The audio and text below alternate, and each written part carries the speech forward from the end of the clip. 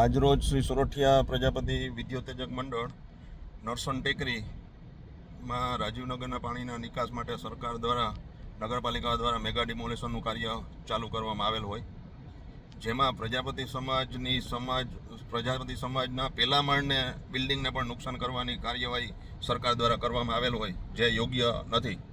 કારણ કે સોરઠિયા પ્રજાપતિ વિદ્યોતેજક મંડળની તમામ જગ્યા છે એ લીગલી છે. એનું બાંધકામની મંજૂરી સાથેનું બાંધકામ કરેલું છે, કોઈ અનલીગલી નથી. અને રાજીવનગરના પાણીનો નિકાસ છે એ નીચેથી થવાનો હોય.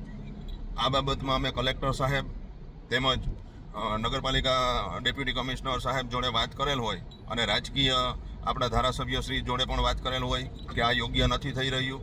તો પ્રજાપતિ સમાજના પ્રમુખ તરીકે મારી એટલી રિક્વેસ્ટ છે કે જે આ ડિમોલિશન કરવામાં આવે છે એમાં નીચે ગટર પોળી બનાવી અને રાજીવનગરનું પાણીનો નિકાસ કરે, પણ સોરઠિયા પ્રજાપતિ વિદ્યોતેજક મંડળની પહેલા માળનું બિલ્ડિંગને નુકસાન પહોંચાડવાનું કામ ના કરે.